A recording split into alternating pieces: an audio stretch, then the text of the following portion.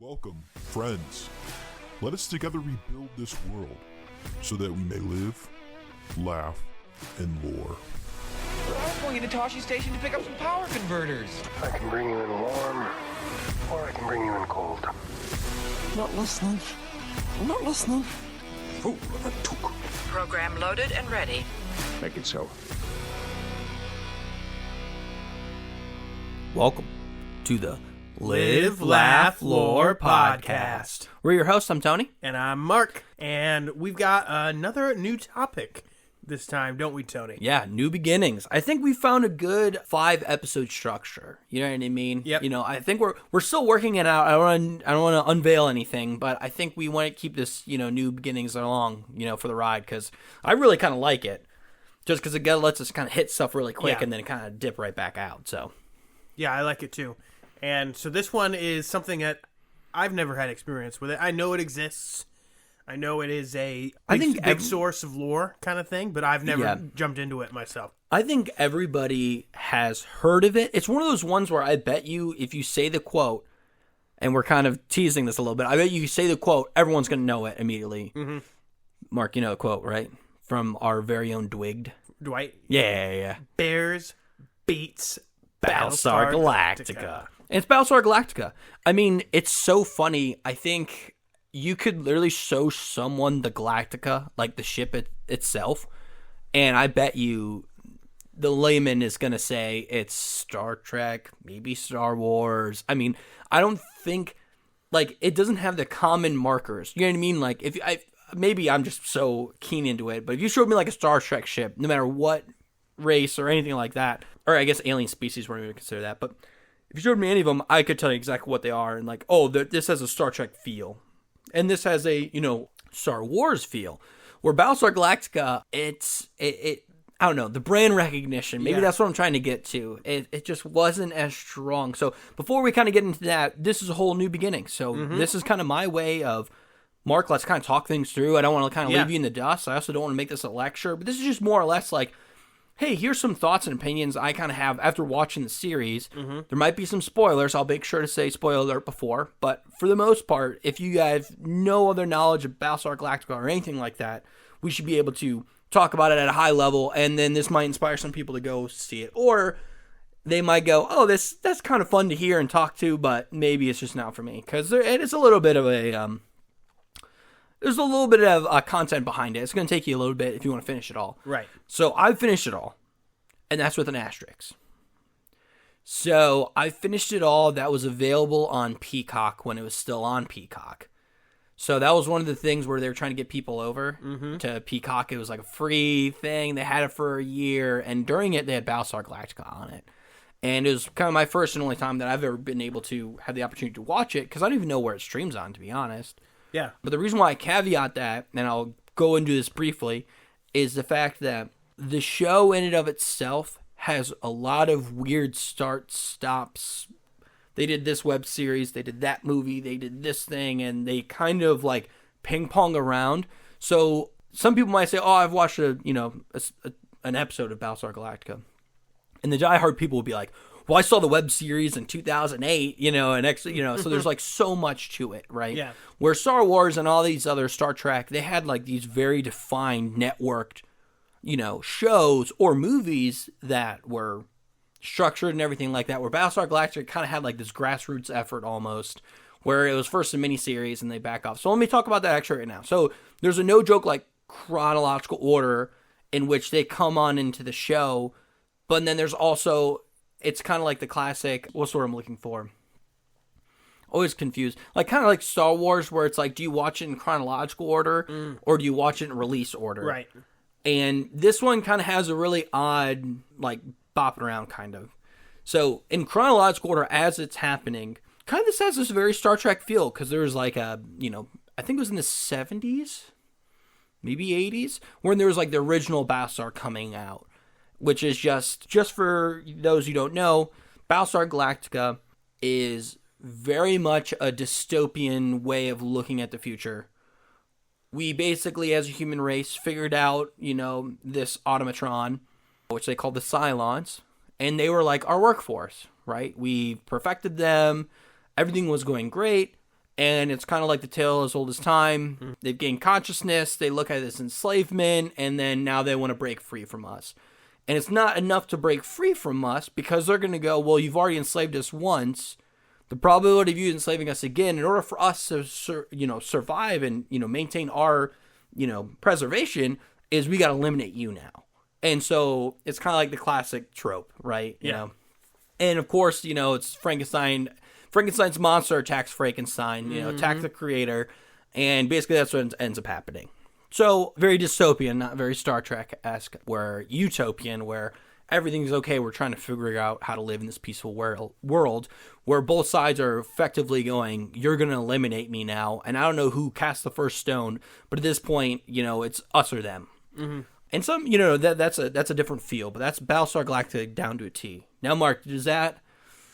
Just that explanation alone, do you feel like you want to sit down and watch Star Trek more, or do you feel like Battlestar Galactica? Because it's really a preference. I mean, what do you feel like? I personally, sometimes I'm kind of in the mood. Star Trek does a really good job. I really like how they think, but also we don't live in a utopia. Like, we don't have matter synthesizers to replicate everything we want. Like, that's why Star Trek doesn't have any money or currency. Yeah. They're literally like, hey, we've figured out basically how to make material. Fast, simple, easy. We can explore the far reaches of the galaxy. There's enough for us. There's some inner turmoil here and there, but for the most part, money, don't worry about it. Or going over here where it's dystopian, where it's kind of all heck's breaking loose. What's going on? Well, it really depends on my mood. So sometimes I'm really into the utopian, sometimes I'm not. So right now I'm watching Man in the High Castle. I know it's very different. Mm-hmm. For those who don't know, it's about an alternate reality where Germany and Japan won World War II. And it is pure chaos. So right now I'm going to choose the utopian because I don't want... Yeah. But after that, right, after I get my utopian feel, then I would, I'm the same way. I like to flip back and forth. Just recently, I started, we were actually watching The Sopranos. Jen and I we actually just finished it last night. We stayed up till 1 a.m. on a school night, work night. Work night, yeah. But finishing up the episode, because we were just so enthralled, and oh my gosh, what a good series. But same thing, where it's not my normal show, neither is Jen's show, but we both started watching it. It's so fantastic, but it's very dystopian. Not dystopian, because it's actually, real events. Not real events, but I don't like using utopian or dystopian when it's, not set into the future or a galaxy far, far away kind of deal. Because honestly, it's just this is the world and they're living in it kind of deal. You know what I mean? So, and that's not the point being hey, this is dystopian or whatever like that. I would not consider Sopranos dystopian. It's just, hey, this is a piece of history. This is what's happening on. But what I will say about that, though, is basically it's that ping pong effect, right? Going in between. And so I would, no joke, do exactly that. So I'd watch a few episodes of Battlestar Galactica. And that's just a weird thing about me, but, what helps me go to bed is I, put on a Star Trek episode and I fall asleep. So it's kind of funny because I'd be watching these crazy big episodes and, them attacking these social issues, and then I'd go from dystopian perspective, and then in bed, I'm like, okay, I need to calm down. Let's watch a utopian version of this and then watch them solve the problems because they approach it from different angles. Mm-hmm. And I feel like that's my first kind of bit before we keep going in chronological, but just overall moral, important notes about this series where they kind of attack the problem differently than Star Trek, where if you have the moral high ground or it's utopia, how they solve the problems is very different when it's a dystopia and you just have to solve the problem. Yeah. The Cylons are coming. We're going to have to make morally gray choices in order to achieve this, where Star Trek's on the opposite, where it's no, the Prime Directive.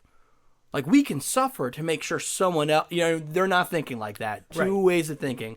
And I really kind of like that break. So that's why kind of my first note in this New Beginnings would just be, if you're kind of looking for something like that, this is a really amazing show that kind of covers that. So sorry, I took a quick detour, but I wanted to quickly kind of say that out before we get going. I'm talking about chronological orders and kind of moving forward. That's kind of if I had an elevator pitch this to somebody, that's exactly how to pitch it to them. Dystopian, Star Trek, military focus, us or them mentality. Yeah. All throughout. And there's a couple more themes, and I can talk about those. But yeah, do you have something? Well, so before we get into the chronological, Yep. So we've got a fun new tool. We've got a screen so we can have visual effects. You mentioned the Battlestar Galactica ship. The Galactica. I would like you to pull it up so I could make my own comparison. Yeah. No, that's the Galactica.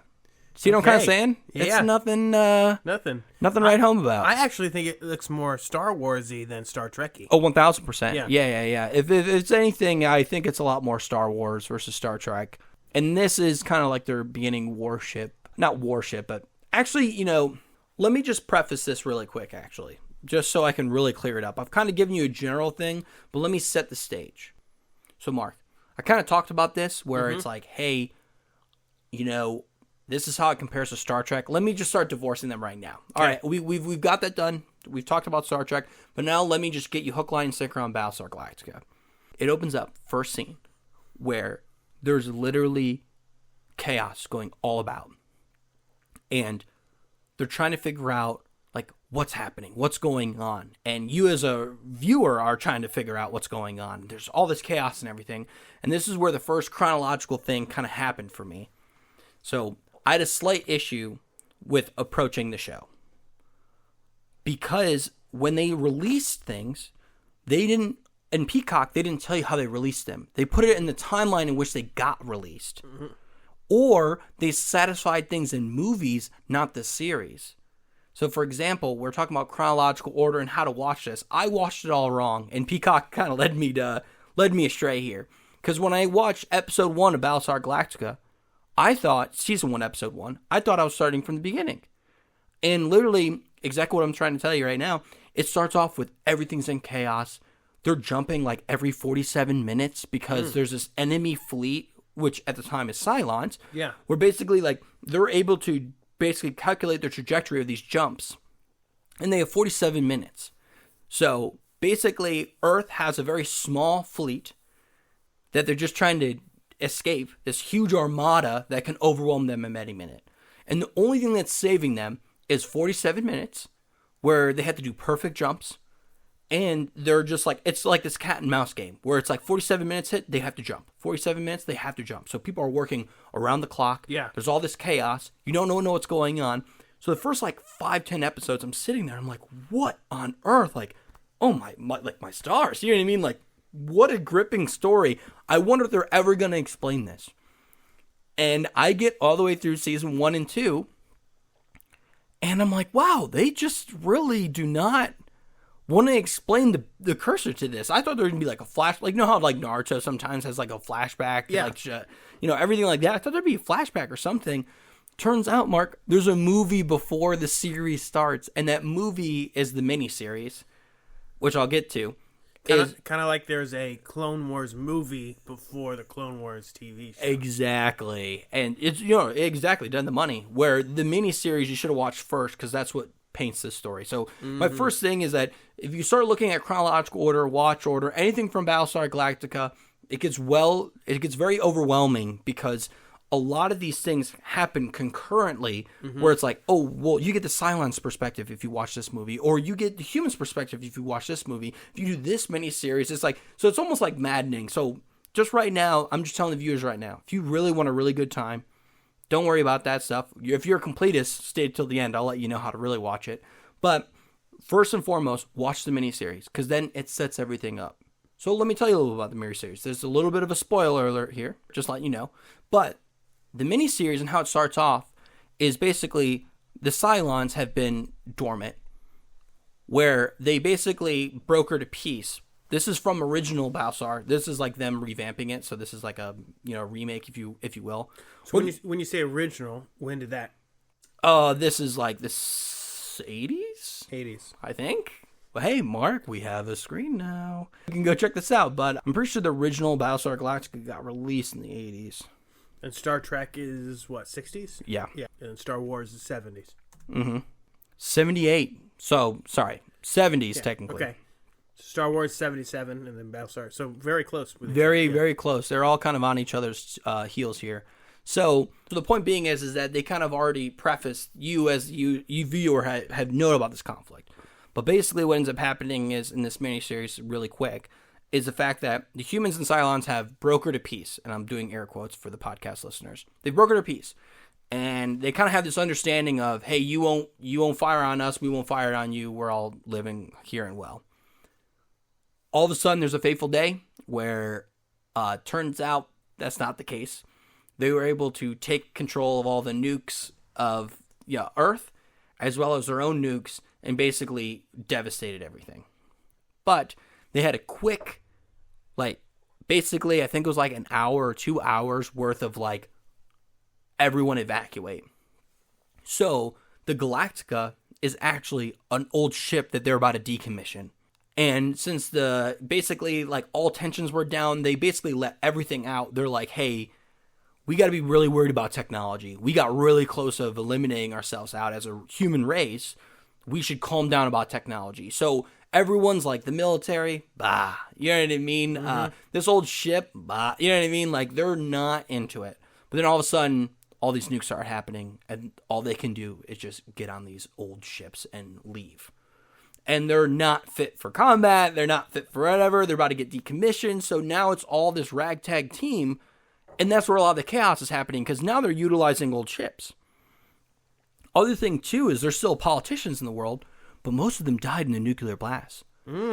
So what ends up happening is the president or the ruler of the Earth Party is like the Department of Education.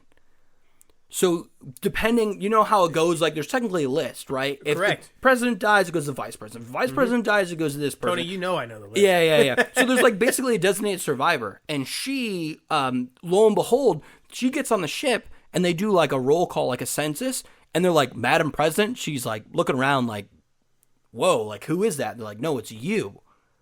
You're literally the leader of the free world right now. And now she's thrown into it. And now the general is the general of the historic ship that was about to get decommissioned. Captain Odama. Yeah. So now they're both what? Now we're in charge. I mean, most of our race just died. Yeah. And now we have 47 minutes to constantly get away from this fleet and figure out how they can stop tracking us. What happens? Yeah. So, boom, miniseries right then and there. Isn't that and then that's how episode 1 starts off in season 1. Wow. Okay. So it's right then it's blood pumping. You know what I mean? What's going on? Because it's all these people who are who were never really in or who are in the military, but they don't have a lot of, experience because they didn't have any battles during their lifetime. So now they have to learn on the fly, and they have to learn how to. It's almost like a ship, like a cruiser, where it's can you imagine going through simulations all your life, but now you're in actual space, having to launch out of a cruiser because they have these little Vipers. Is these basically they're fighter pilots. You know what I mean? Yeah. They're Vipers, and they go by call signs: Starbuck, Apollo, all these people. And the whole shtick is they've never done this, and they're now doing it for the first time in a real wartime situation. Yeah. And they're dogfighting, and it's so the first couple seasons is just it's chaos, right? And so there's so much stuff going on. So right then and there, it's chef's kiss. People will say it's some of the best sci-fi ever written. First 2 seasons. Just because the way they present it, the way they do it, and he had a group of writers, it was just going so well. I literally cannot talk highly enough. Even talking about it right now gets me super pumped because I'm oh, it's so interesting, right? Because it's what would happen with us. I mean, that's such a crazy thought to think, just getting thrusted into basically you need to do this. Mm-hmm. So that's kind of my slightly spoiler. This is kind of happening in the first part. So then now we kind of have the first 2 seasons. Yeah. And then now there's a couple movies that go in between. And basically right now, Mark, I just decided on the fly.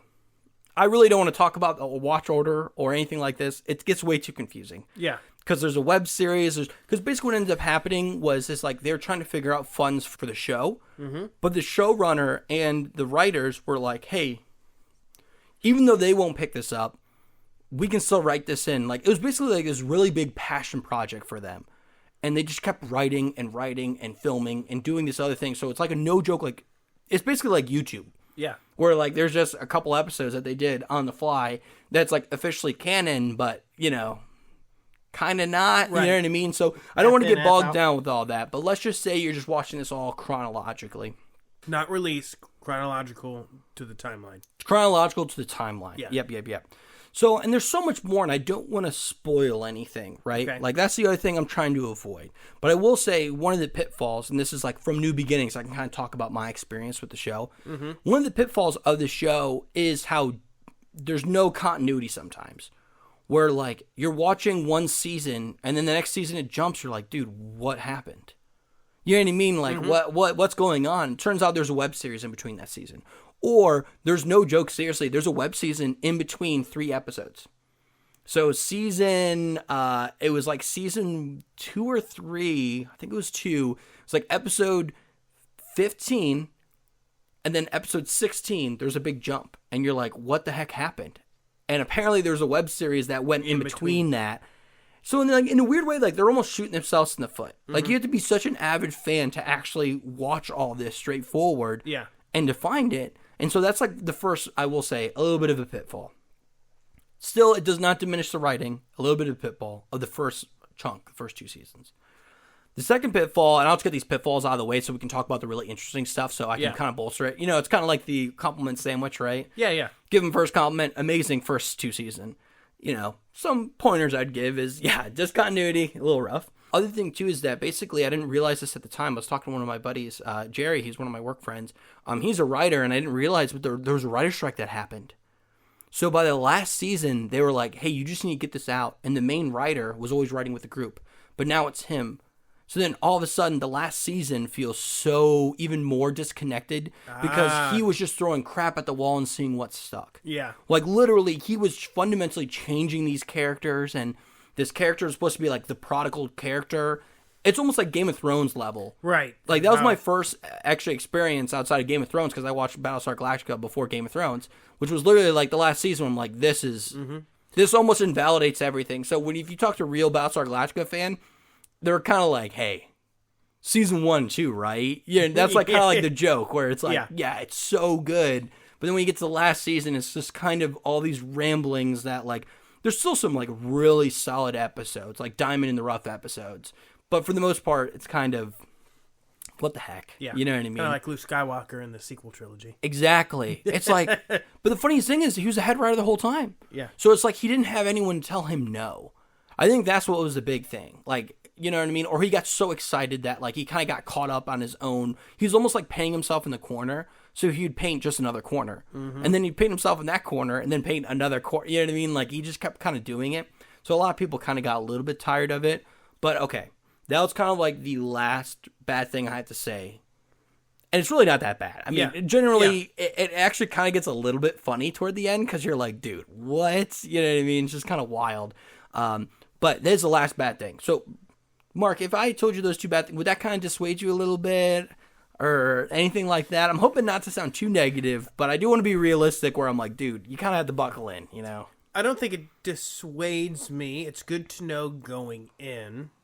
Depending how good seasons 1 or 2 are, it may prevent me from watching the latter 2 seasons. Oh, yeah. I mean? I will say season 1 and season 2 were so solid. Where season 3 and 4 had like kind of these really big diamond in the rough, you know, where I think the average episode was kind of, quite frankly, like on the scaling of bad, but the good episodes were unbelievable. So now let's kind of talk about some of those unbelievable ones. I have 3 main points here, kind of my milkmaid stool of like anybody who wants to watch this. These are like the big points I feel like that will suck you in. If any of these interest you, I would highly recommend. And I could probably get the actual episode numbers in here, but I was just going off of my memory so far. But the first and foremost one is, we kind of talked about it, just that opening scene, just like what an elevator pitch. Yeah. Everyone's, you're using decommissioned ships to do all this stuff, right? And oh, by the way, another thing too is kind of fun, which was this is like the early 2000s. So Ethernet and all these big internet networking terms were becoming bigger because a lot more people had personal networks, advent of the internet, everything like that. But also they kind of scooted by because their logic, and this is just kind of a fun fact, I actually wrote it down in extras for our show notes, where they wrote it as, hey, we don't want to get too futuristic because technology caused the Cylons. So we're going to be sucking networking of 2005, which is like networking of the time. Yeah. So it was kind of funny. Like they were like, no joke, talking about, it was seriously, they're like, hey, Like, they had basically like almost like an old phone operator where like, hey, get me with the command center, right? Or get me with engineering. And they would have to, no joke, like plug in physical wires because they're so nervous that if something were to intrude their network, they would just have to disconnect everything, hardwire out. So I thought that was kind of funny where, it's like a lore reason for an actual really practical, practical problem of time. But getting back to the story, what an amazing kind of catch to get you right into, right? They're trying to figure this out. They're trying to do everything. So basically, they're trying to maintain the act of free will with humans, right? Because that's the other thing, too. We have to preserve our humanity. Much like Star Trek, you're the prime directive. You want to make sure you don't interfere with someone else's well-being, right? The pursuit of happiness should always be there. Yep. But if you have Cylons on your tail every 47 minutes, sometimes that is a luxury you just can't afford. So, for example, this is more toward the later seasons, ship roles started becoming a problem. So, first and foremost, there's now power plays happening. For example, the president. President's only supposed to serve so many terms. Also, why is the president leading all these other groups of people? It's not like they have a united federation of whatever. You know what I mean? So now it's this huge power struggle just from the political side of things. But let's even talk about the lowest of the low.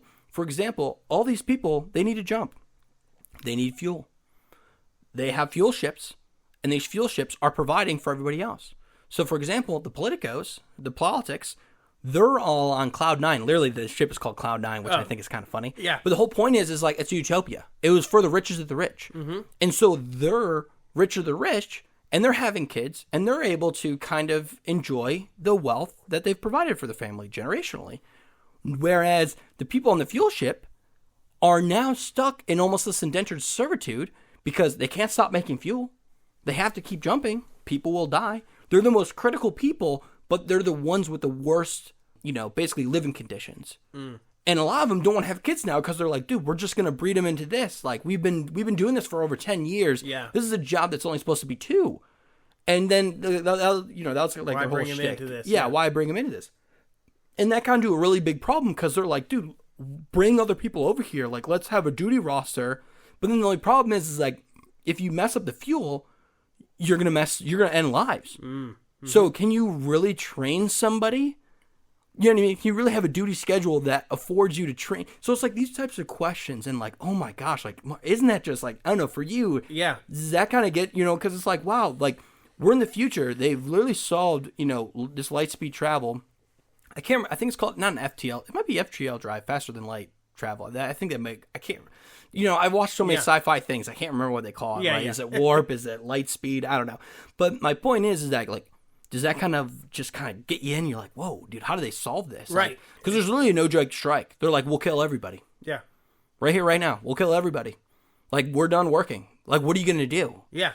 And then the politicals realize, like, who holds the power? Yeah. So, sorry, I keep going. Well, yeah, I mean, it's like they're locked, but then they're kind of fed up. But yeah. But someone's got to do it. Otherwise, they will die, Exactly. It's kind of like Varys in Season 1. This is one of my favorite Game of Thrones quotes of all time, where he's like, do you want to hear a riddle? There's a sellsword in the room, and there's a priest, a king, and a politician or something. I can't remember, but you know what I mean? It's like there's a priest, a king, a politician, who lives, who dies. And he was like, well, it's up to the sellsword. And he's like, well, no, if that's the case, then shouldn't sellswords rule the kingdoms? Like, they have the power of life and death. Oh, no, that's what it is. It's a sellsword, a king, and a priest or whatever. Yes. Like, who, I don't know why I was adding a fourth person there. Like, who leaves, who survives? And it's like, no, I might be butchering this and someone's screaming at their computer right now. But my point... Your wife. Yeah, exactly. But the whole point is, like, is there's a rule, is like, who holds the power, right? Right. And, like, power just resides on, kind of the idea of it, right? It's where you place it as a society. And now we're watching society literally at its brink unravel because working conditions are poor. Yeah. The only problem, this is where like it kind of goes into like they had this really big episode. It's such a diamond. It's like one of my favorite sci-fi episodes of all time. And then the next episode, they're like back to normal. Who cares? No one talks about it. It's one of those things where it's like, oh, I wish they would have like had a 2 or 3 episode, you know what I mean? Like follow through, something. They almost pulled a Star Trek episodic where like this was such a beautiful episode. Then all of a sudden it's like, back to normal. Yeah. But still, it was such a good, when you think about it, you're like, oh man, this is This is amazing, right? So the other thing that makes this story so riveting is the fact that the Cylons, Mark 1s, which are like the original Cylons, that's what humanity made way back when. They are these huge automatas that basically like are shiny, big metal. Like if you saw, let me pull up a Cylon. I know like you'll recognize this immediately when you see it, because that's what people kind of recognize as normal ones. But like, yeah, there's these guys. Do you have any? Do you know what I'm talking about? So these are Mark 1s. Battlestar, the original, the 78, was humanity versus these machines that they created. Great. Well, they were kind of going, ooh, that's getting a little stale. We still want to keep these guys around, right? There's still Mark 1s around. Let's make Mark 2s. So these Mark 2s are, no joke, humans. And they're brainwashed to the fullest, thinking that they're humans. So they're basically sleeper agents. Oh. And they don't know who. Yeah. And then it also gets in this huge thing where it's like, whoa. Humanity had an hour. Why did they have an hour?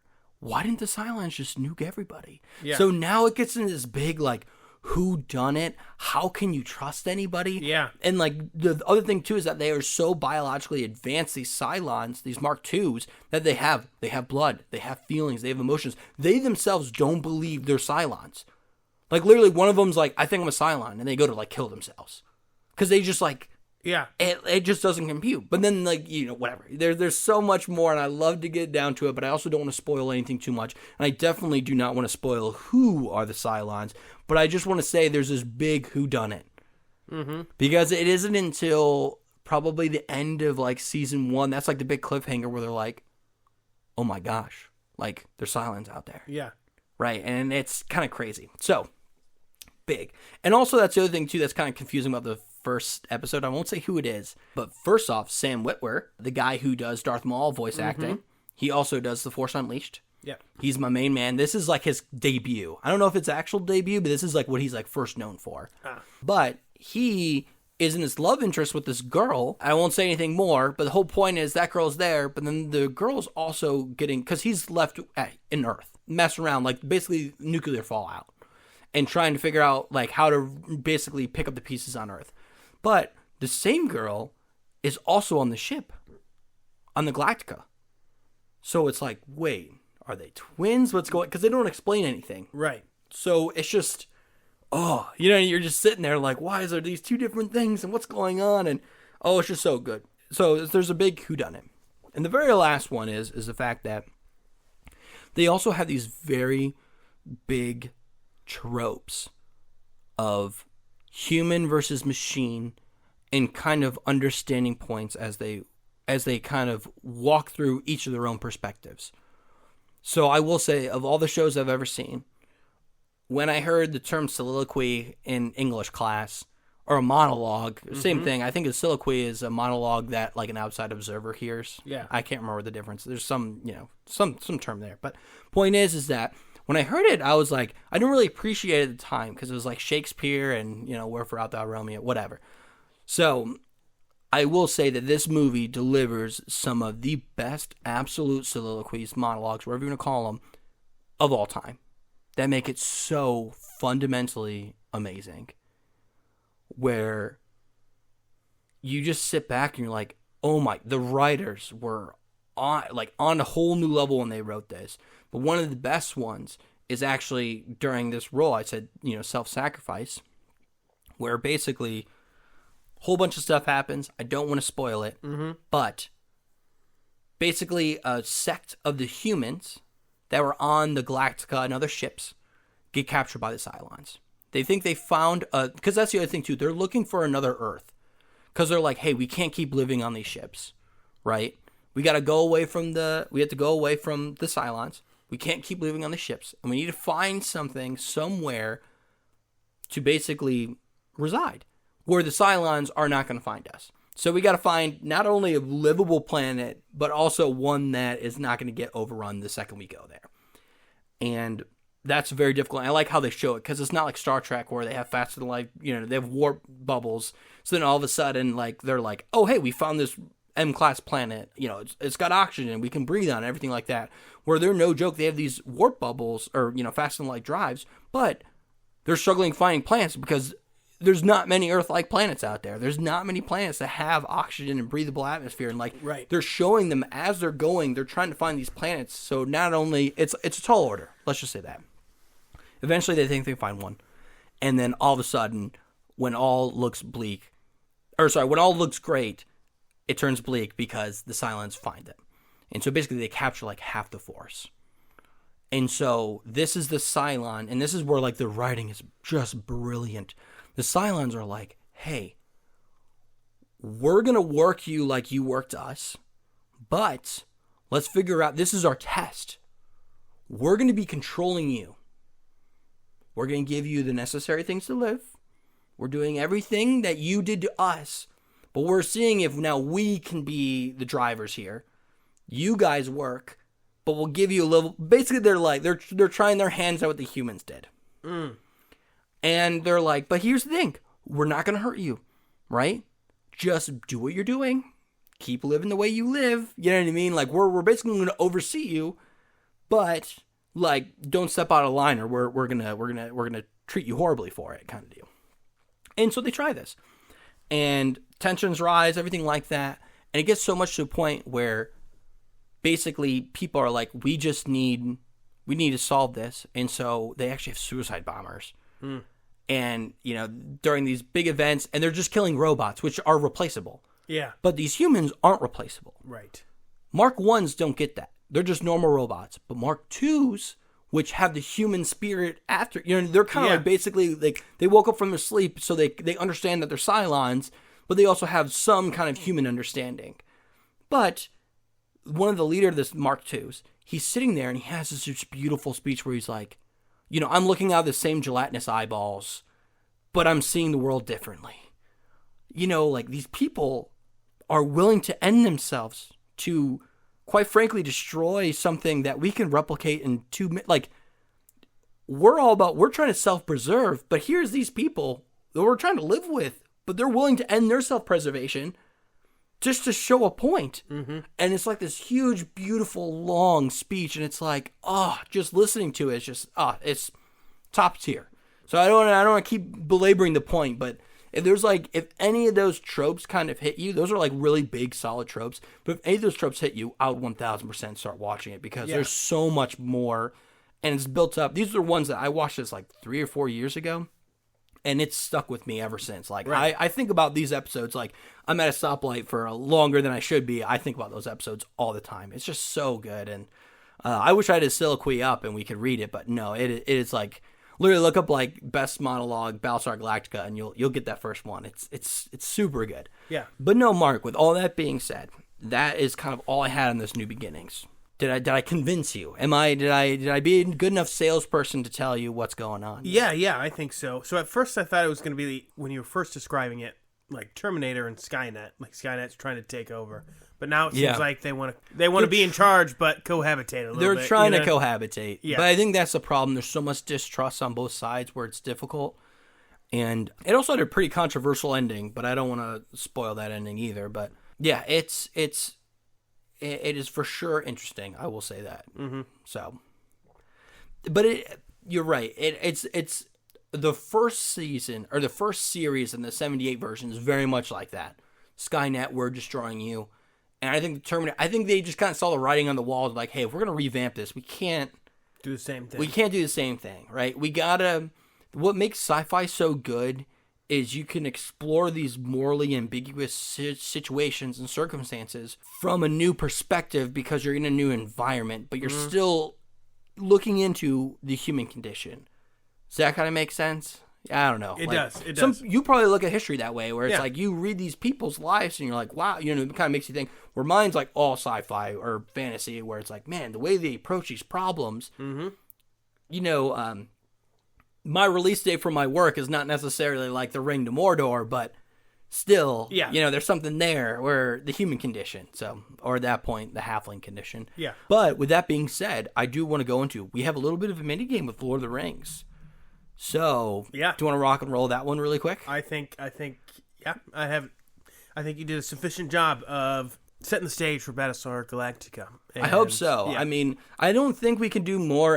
You know what I mean? Like, I'd love to answer questions if you guys have questions on it, but I truly believe that this is a good starting off point. Hopefully, I gave you enough where it's kind of hard to do the new beginnings. I was trying to write notes for it, and it's like, man, I don't want to spoil everything, but I want to give enough and a little bit of a balance there. So yeah, we're learning here too with this new beginnings. I mean, so if you guys have notes for us and you're like, man, I really like how you presented this point, or not, totally available. We really like the feedback too, because we just want to get this information out there. I mean, I spent hundreds of hours finishing up Battlestar Galactica. Exactly. I really would love to do it. And sorry for kicking down the chronological notes. I mean, you can look up Battlestar Galactica, chronicle order or watch order or anything like that.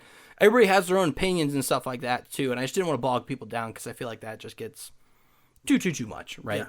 Kind of like how would you recommend Marvel watch? I mean, that's right. It's kind of a chronological, but okay. Mark, do you want to move on to the minigame? Yes, let's do it. So, Mark, do you want to explain this one? Yeah, so I'm sure a lot of you guys have seen variations of this before. It's you get, 20 points or $20 and you have to build your squad kind of thing. Normally on like Facebook or Instagram. Yeah. They're always kind of out of place. Correct. Yeah, there's always one character. And it's just, pictures of characters and you get to choose and you have a certain amount of points. Some or currency, dollars. yeah. So what we have is Lord of the Rings. And it's points. So Tony and I have 40 points to make a team. Oh, yeah. And so we'll just break it down, the characters for you. So we have the 20-point row is the Balrog of Morgoth. The squid that guards Moria. Yep, the doors of Moria. Yep. He's the one who takes down the doors. The giant eagles. Nice.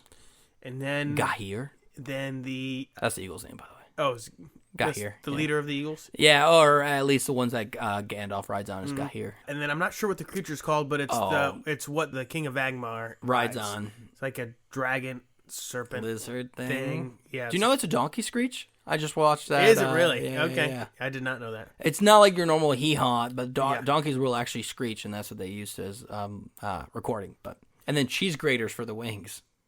Oh, wow. Yeah. Yeah, I was watching a quick video on the sound editing, and that's why I should know these, because they said the name of the animal in that. Yeah. I can't, sorry. But yeah. Then I can do the 12. Sure. So yeah, go ahead. So the 12 point, we have Gandalf, Saruman, Elrond, Gladriel. Ooh, Gladriel's husband, you just said it. Celeborn, thank you. And the Witch King of Angmar. Mm-hmm. Pretty solid 12. Yeah. 10 points, we've got Aragorn. Nice. Éowyn. Legolas, Gimli, Theoden King, Lurtz, and Treebeard the Ent. Nice. And then 8 point, we have Sean Bean with Boromir. Mm-hmm. Ned Stark. Actually, yeah, 8 points, Ned Stark. And then, so then we have Faramir, Éowyn, Arwen. Arwen. Jeez, Éomer. Then we have a mountain troll. Yeah. Mountain? Yeah. Then we have, I almost said Aragog, Shelob. Yeah. And then we have the orc captain who's like mangled. I can't remember his name. I don't remember his name either, but he's leading the charge when they attack Osgiliath and... When Pelennor Fields. Yeah, when they attack Gondor. Yeah. He's the guy who spits on the rock. Yeah. The age of men is over. Stabs the dude. Yeah. Jeez. All right. 4 points, we've got Smeagol Golem, Hope Schmeagol. Yeah. Well, he looks menacing, so I think it's Golem. Yeah. But you hope it, you know what I mean? You want some help. You get both. They're a package deal. Yeah. Shadowfax, which is the horse of Gandalf. Then you have a Nazgul horse. Yeah, Fellowship when they're riding through. Yeah, the black horse. They don't seem that special, but I guess that's why they're 4 points. Yeah. And then the next one is it's a warg. Yeah, what the orcs ride on. A warg? So I always mess it up because wargs are the guys in Game of Thrones that can go into animals. Oh, no, they're the wargs. Wargs. It's phonetics. I'm horrible. WARG. That's Yep. Grima Wormtongue and Denethor, the steward of Gondor, a menace to tomatoes everywhere. Bad day to eat tomato. I love that trend where it shows different animals eating tomatoes and it just has Pippin singing in the background. Yeah. Oh, that kills me. So for 2 points, honestly, Halfling Row. Yeah. Pretty crazy. So you got Bilbo, Frodo, Sam, Merry, and Pippin. Yeah. So Rosie didn't make it on, sadly. No. Or the Gaffer. That's, So And we talked about this earlier, Tony, but I'm looking at the list here now. So there's only 3 women characters, right? You've got Galadriel, Eowyn, and Arwen. And I don't know if you've seen it, but there is a clip, and it's titled Lord of the Rings, only if female characters talk to each other. Only scenes that involves women talking to each other. And it's like 15 seconds. Yeah. Well, it's the girl in Two Towers where she's like, "Where's Mama?" And it's Eowyn going, "Not now, dear." Yeah, and it's like that's and it ends. Yeah, it's so funny. I don't know why that makes it is like comical that they don't have enough interaction, and it is funny because they like disrupt because you think it's going to be like maybe a 2-minute long clip. It's like, no, dude, it's literally one movie, and it's 2 scenes that are like back to back. So is there anyone you feel? Let's first talk about maybe some initial thoughts, but also, do you feel like anyone's like right off the bat displaced? So first and foremost, I will say the Nazgul horse, and you don't put Bill the Pony up there. Agreed. Honestly, that bothers me a little bit. Bill Like, the come Pony, on, brother. Come on. Yeah. I mean. And Shadowfax, I mean, no dig on Shadowfax. I think Shadowfax is awesome, but Bill the Pony, I mean, if you're going to do any horse or 4-legged creature, you're going to add that guy. Yeah. I almost would organize it kind of by race, right? I mean, you got the top row, which is mythical beasts, right? Then you should have, like, Istari. Yep. Where basically it's elves, Istari, and, corrupted human. Right. So, yeah. Sam, I think, definitely does not deserve to be on the bottom row. And, no. I honestly think Wormtongue and Denethor could be on the bottom row. I think the other thing, too, that makes it difficult is, like, this is to battle Middle-earth. Yeah. Like, Samwise Gamgee in an all-out battle, don't get me wrong, I love Sam. He's wicked with a frying pot. But you're right, there's some limitations that a halfling's going to have, right? I don't know. Yeah. Oh, so, like, I can kind of see, you know what I mean? Like, I want to put Sam on the front line, and I will say Denethor and Grima being over Sam, or the fact that the horses are over Sam is just, quite frankly, discerning. Yeah. And we'll post this, too. We want to get your guys' thoughts on visually, how you guys would change it up. Honestly, that the orc leader that we can't remember his name, I don't even think he belongs on the list, right? Maybe because he's a strategist, but maybe. I don't know. And like, could you assume that they get their underlings? Because that'd be a game changer, right? Does Éomer get the Rohirrim? Right. Does I don't know. Lurtz get all the Uruk-hai? Oh, dude, if Lurtz gets the Uruk-hai, I'm up there with Lurtz, even though they get their booties handed to them. I would say for this, I would say no. I think it's just the person. Just straight person? Yeah. By the way, I totally forgot. I said booty, and I stopped myself. Fun fact, last one, I forgot to bring this up during the Battlestar Galactica segment, but if you ever hear someone say frack, that is a Battlestar Galactica. That got coined Battlestar Galactica because they got turned on to the daytime, or not daytime, but television. Yeah. And they're in these really stressful situations, and basically the writers are like, no, the humans would cuss here, and so basically instead of saying the F word, they say frack. So if you ever hear saying like "what the frack" or something like that, I say frack a lot in my daily. And when you watch it, you'll like they say it like every, especially in the first 2 seasons, they say it like every 3 or 4 sentences. And one of our mix-up games is Frack, Marry, Kill. Oh yeah, Battlestar Galactica. Yeah. Oh, okay. So I brought it full circle. You did bring it. Sorry. I thought about that as I censored that one cuss word. I'm like, oh wait, I forgot to bring that up earlier. Yeah. But no, okay. I like the rule. I like the thought. So one person got it. Yes. You know. Radagast, my boy Radagast should be in here, but... Yeah, I mean, get the Blue Wizards in here. Come on. Like, I was like, Galadriel's husband at 12. Celeborn, get out of here. You don't even see him fight. I would, so you have the Haldir's not on here. Haldir should be on there. He would be the right person to switch it. Honestly, I would have a Nazgul, maybe at like 8 points, if you got the Witch King on there, right? Oh. Like a lower Nazgul, right? Yeah. So maybe... All right, so now let's go making teams. Unless do you have any other ones? I mean, because I was about to say, I think I could pick holes at this list all day. Oh yeah. If I look at it hard enough, there's some weird ones where I'm like, Treebeard is pretty solid. I really like where he's at, but also, I don't know. Like, I don't know if there's any others that are missing per se, but yeah, I'm ready to make the team. You are? Okay. I think I could probably. Maybe we'll go. Maybe not one by one, but. Let's do. Are we making the team together, or are we making separate teams? Separate. Yeah, okay. Oh yeah, for sure. I don't think we might have some similarities. Yeah. First and foremost, I will say, straight up, Balrog is the absolute. I'd pick him number 1. Yeah, I mean, he's my number 1. He's 20 points. He's number 1. I know that's taking half my team, but Balrog. Yeah. That's just a You have no-brainer. him. I mean, he's the Flame of Udun. I mean, you have to. The flame of Udun. You shall not pass. Wielder of the secret flame. All right, so I gotta stop saying that. I was like, wielder of the secret fire. Yeah. Well, like I was telling Tony before we recorded that Taylor, my girlfriend, and I watched the extended edition of Fellowship. Nice. And she's watching intently because, she's... Relationship rides on it, you Yeah. know, just between me and the fence post. But I'm sitting over here, much like if I watch School of Rock or anything, but I'm like mouthing all the quotes, Flame of Udun, you shall not pass. I have to. Tell dude. me, friend. Tell me, friend. When did Saruman the Wise abandon reason for madness? Yeah. I will say that's the one thing that's the worst part about watching Lord of the Rings is not quoting. Also, when Aragorn hits his toe against the boot, or hits his boot against the helmet, every time I want to make that comment. I can't wait to tell Taylor about it in the second movie. I'd just be sitting there just breathing. Yeah. Just waiting for it. But, okay, so do you just want me to go through my list actually really quick since I kind of already took the Balrog from you? Sure. Yeah. I didn't take it from you. You're more than welcome to use it. You know what I mean? I still think it's good. I think, first and foremost, also don't worry about alliances. We're meaning like you can't be with you're bad. gonna mix. They're gonna get mixed. Honestly, I think this is kind of a cop out, but I think this is the most solid one. I'm going Balrog, Gandalf, and Faramir.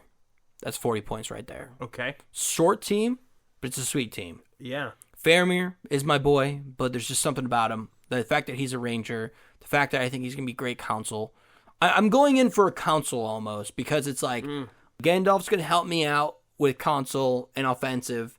Faramir's going to be a strategist, more firing away, as the ranger, you know what I mean?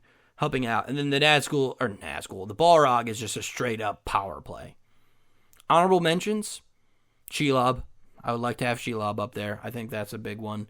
Legolas, honestly, I think I could make 2 or 3 different teams. I like that one. That was just my knee-jerk reaction. Yeah. Putting in, honestly, if you just had, Mark, how about you go? I might be taking some of your combinations with my honorable mentions, so I'm going to hold off there. So I'm trying to... And plus, it was just a clean 40. I didn't have to do a lot of math, so. Yeah, I'm trying to do the math. So Balrog for sure. I'm going to do Saruman because the picture shown here is Gandalf the Grey. And I want Saruman. I want the White Wizard because that's the most powerful. More powerful, yeah. So I only have 8 more points. Honestly, that's a toughie because you just took out the whole 10 row. Yeah, which sucks because I would choose, if I could go 42, I would choose Gimli or Theoden. Yeah, Gimli for okay. Well, not Theoden. It'd be between Gimli and Treebeard, honestly. I thought Theoden was your boy, kind of, but I do like Theoden, but Gimli's my OG boy. Oh yeah, no. Gimli was a given, yeah. And on the 8 row, not really that impressed with anyone. First off, Arwen, honestly, are you kidding me? For 8? Yeah. Arwen, what is she doing? And honestly, I think row 4 is just 100% trash, to be honest with you. No, there's not a single person. Why would you want anybody? So in theory, you could pick 4 hobbits. I'm almost thinking about it. Really? I'm almost thinking about it. Man, over Faramir? Don't hurt my boy like that. I think I'm going to. I think I'm going to do not Frodo. I'm going to do Bilbo, Sam, Merry, wow. Because Frodo sucks. Yeah. No. I agree. I just think it's funny that, I mean, I would have done the same thing. If you had to pick 4 hobbits out of there, I'd drop Frodo in a hat. In a heartbeat, but... Yeah. Dude, Bilbo is just so... Because he wants adventure. Yeah. You know what I mean? He's seeking it out. Also, assuming that Bilbo and Frodo don't have the One Ring. I feel like that, turns the tides a little bit. Yeah. No, but I honestly think that's a solid one. Do you have any second groupings or, honorable mentions? Think? So if I take Saruman out of the mix, then I'm going still the Balrog, because I feel like he's just OP. Yeah, you're...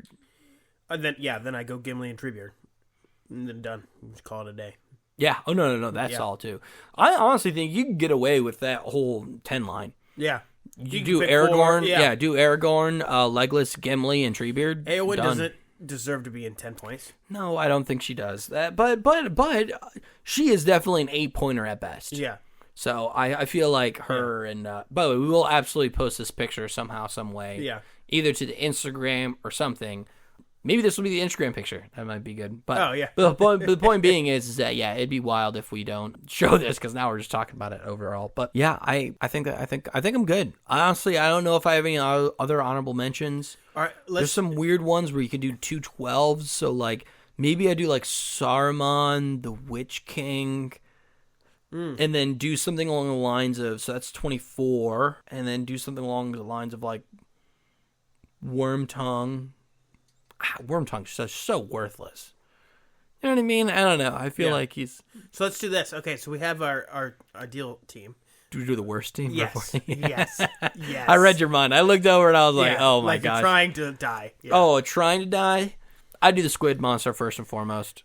Okay. I mean, wow, he's okay. 20 points. Yeah. You have to be by water. And even then, Legolas destroyed him. He's only 10. I mean, my point is, like, it's a high point for one person, and the one person's not good. Mm-hmm. So you're kind of, like, whistling away. But, no, if I do, like, my worst team legitimately, I would do the entire 4-row.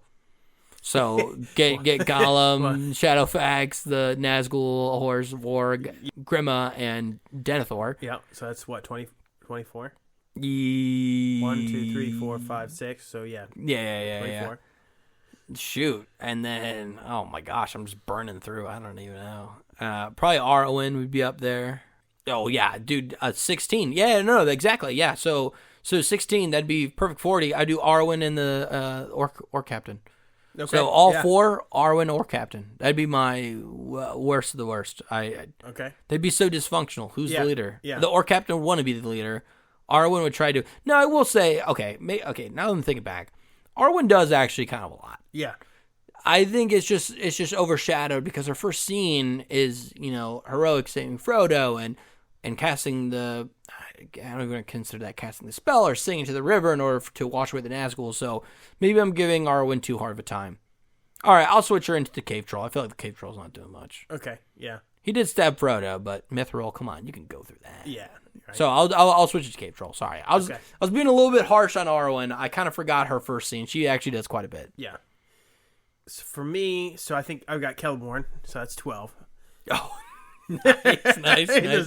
I keep thinking you're thinking Celebrimbor. Yeah, I know. So the he's Ringmaker, Celeborn. Yeah. I was like, Celeborn's actually pretty good. Galadriel. He's like the Prince Philip, Yeah. Galadriel's Queen Elizabeth, and he's Prince Philip. He doesn't do it. He's just there. Prince who? Yeah. So Celeborn, so that's 12. Then you got Grima Wormtongue and Denethor, so that's 20. 20. Yep. Got to get him horses, so that's an 8 more, 28. Frodo makes it 30. Perfect. And then end it for a tenner. Eowyn for a 10. Yeah, I'll make it 40. She does stab the Witch King, but that's really the only thing she does. I feel like I don't know. It's just so tough. She's got the spirit. She's got fire in her. But compared to everyone on the 10 spot, come on. Yeah, correct. That's what I'm saying. Like, I feel like they're almost out of place. Like, they almost need to, like, if they're in their own respective points, it'd be unreal. Correct, yeah. So, I love them as characters, by the way. I hope this is not diminishing their accomplishments as characters. Right. But I will say, when you put them against these power players, I mean, Treebeard, he takes out, Isengard with his boys in a matter of an afternoon. Mm-hmm. After they agreed that, by the way, Merry and Pippin probably not how it works. Yeah. So it's like, dude, they just had Sunday dinner and they're going to rock and roll that. Yeah. How you doing? I don't know, so. No, I feel like those are solid teams, dude. Yeah, I think so. I like it. We're trying to do more games and try up things. Mm-hmm. I think this is a lot of fun. It does have a visual component piece, so we'll be sure to post that out just so we're not talking to ether. And so, with that being said. Yeah, thanks everyone for listening. Please, as always, reach out to us with questions, mix-ups, what-if ideas, how you're going to rank this teams. How do we mess up? How would you do it? How would you rearrange the points? Yeah. Or if you're going to watch Battlestar Galactica. Like, did I convince you enough to watch Battlestar Galactica? Or is it, hey, I really like these New Beginning episodes, but focus more on, maybe don't give any negatives. Maybe only give the positives. I don't know. For me, I kind of like when people give both sides because it makes me feel like I have a little bit more of an evaluated person. But no, I would love feedback. Any form of it would be fantastic. Absolutely. And if you do want to watch Battlestar Galactica and are lost, I'm sure Tony would be happy to recommend a watching schedule. So. I would absolutely love to recommend that. And I honestly, probably making the watching schedule would make me either want to rewatch it or watch some of the things I might have forgotten or picked up on. But yeah, so please, if you want to do any of that, reach out on Instagram or X at the Live Laugh Lore Pod. Or you could also email us at the livelaughlorepod@gmail.com. That's livelaughlorepod, POD, @gmail.com. Thanks, guys.